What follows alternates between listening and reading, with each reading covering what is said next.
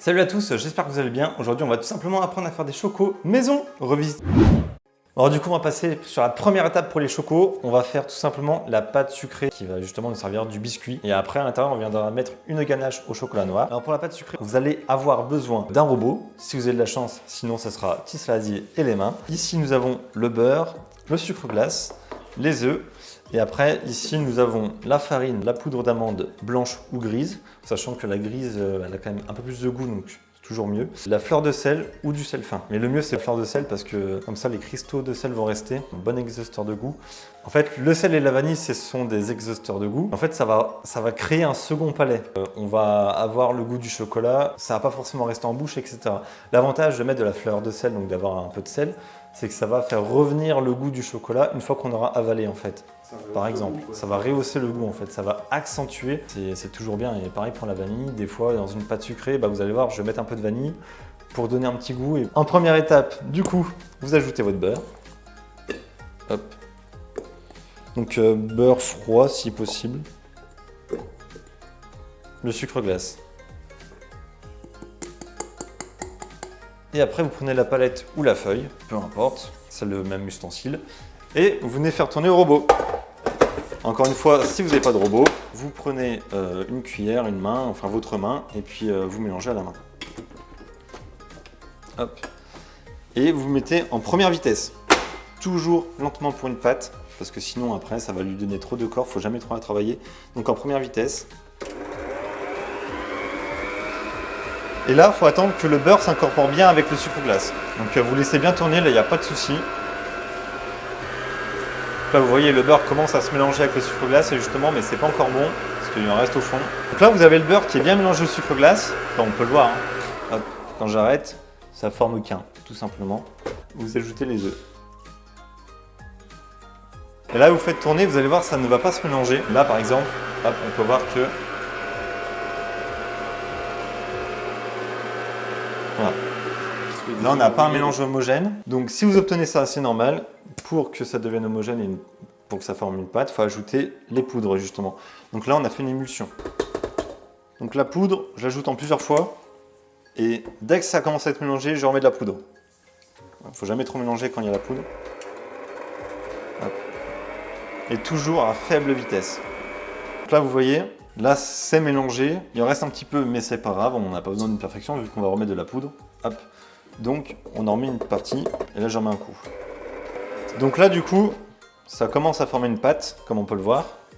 Mais il me reste de la poudre, donc je remets ce qu'il me reste. Donc là, je mélange tout doucement, le plus doucement possible. Après, la vitesse, ça va jouer suivant le robot que vous avez, hein, bien sûr. Donc là, on voit que c'est pas totalement mélangé, mais on va finir la main. Et avant de finir la main, on va rajouter un tout petit peu de vanille. C'est vraiment un tout petit peu. Toujours passer au tamis. Donc, qu'on a déjà gratté, on a fait sécher au four. Et après, on a mixé pour obtenir de la poudre de vanille. Donc, dès que vous avez votre pâte, hop, vous mettez un petit peu de farine au fond. On va la filmer contact. Pour les pâtes, c'est pour éviter que ça croûte. Et pour tout ce qui est ganache, pour éviter que ça se développe en termes de microbes. Et là, vous la mettez au frigo, tout simplement. Et généralement, le mieux, c'est de la faire la veille pour l'utiliser le lendemain parce qu'elle aura bien repris, elle sera bien reposée. Et quand vous allez la retravailler, elle va être en bonne santé, comme on peut dire. Bon, alors du coup, là, on a la pâte sucrée pour les chocos. Donc, on va venir l'étaler au rouleau. Toujours même principe, c'est-à-dire qu'on met un aller-retour, on tourne un quart. Bon, là, après, on n'a pas besoin d'un rond parfait, hein, c'est pour les chocos. L'idée, c'est juste de bien l'étaler à une épaisseur convenable et après les détailler à l'emporte-pièce. Donc après, il ne faut pas être trop fin parce que ça reste quand même pour des chocos. Donc j'essaye un peu de voir. Pour voir ce que vous faites, c'est que vous passez la main comme ça. Et en fait, avec les deux doigts, dans les deux mains, en la tenant dans la main, vous allez voir un peu l'épaisseur. Donc là, on a l'air d'être pas trop mal en termes d'épaisseur. Et là, je vais venir détailler avec l'emporte-pièce. Ou sinon, prenez un verre, en fait, et puis comme ça, tout simplement. De faire ça, en fait. Hein. Emporte-piécer. Et après, ça consiste à les prendre et à les mettre sur une plaque. Moi, c'est une plaque perforée, avec un silpane perforé, mais une feuille de cuisson, ça marche très bien. Le mieux, c'est de les garder tout le plus rond possible pour avoir les chocos les plus jolis possibles en les mettant sur les plaques.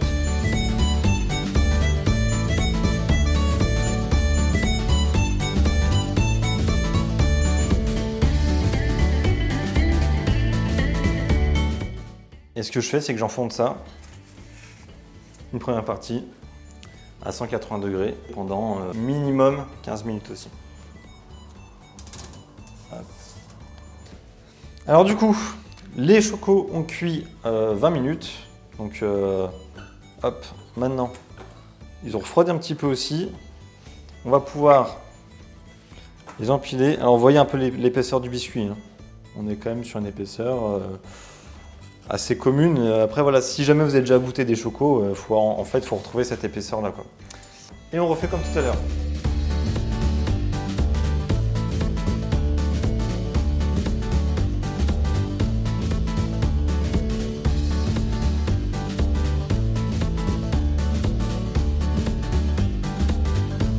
On va faire un ganache pour les chocos.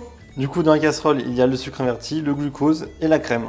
Donc on va faire chauffer. Une fois que la crème sera chaude, alors pas forcément ébullition, hein. Quand je dis chaude, c'est 70-80 degrés. On versera sur le chocolat et après on ajoutera le beurre. Hop, là, du coup, ça bout, qu'est-ce qu'on fait? On y verse sur le chocolat noir. Alors après, bon bah, si vous essayez cette recette avec du chocolat lait, je ne peux pas vous garantir la réussite parce qu'en fait, la matière grasse du chocolat, ça va changer, ça peut changer la recette. Hop.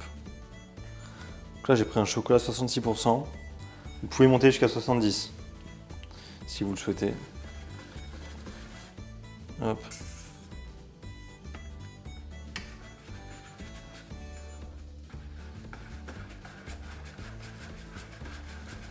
Et après, vous mélangez.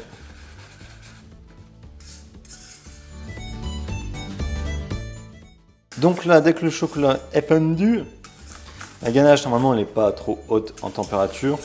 J'ajoute le beurre. Donc il faut que votre ganache soit à 40 degrés, hein, généralement, pour ajouter votre beurre.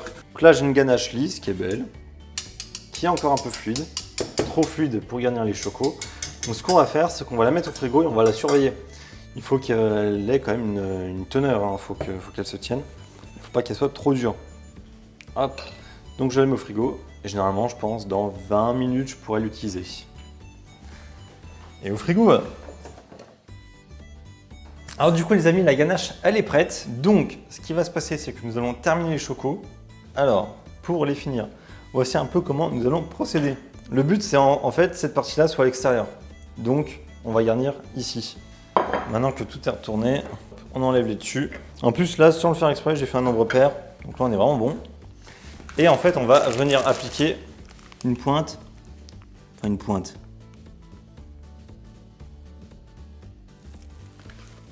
Pour être généreux. Et on revient fermer. Donc là je vais voir un peu la quantité qu'il faut. Hop. Regardez, là on a un magnifique choco en vrai. Maintenant qu'on a vu la quantité,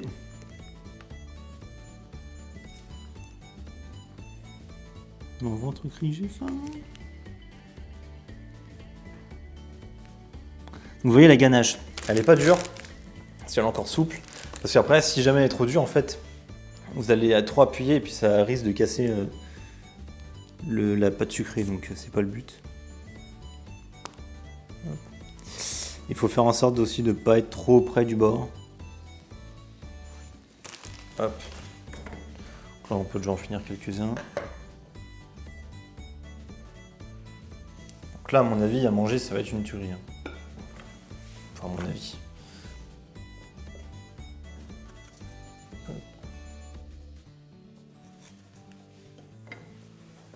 Ah bah c'est sûr que c'est pas régulier comme les industriels, mais bon, en même temps, c'est pas industriel, j'ai envie de te dire. Hop. Après, la taille, la forme et tout, je fais rond pour être classique, mais vous pouvez facilement changer. Hein.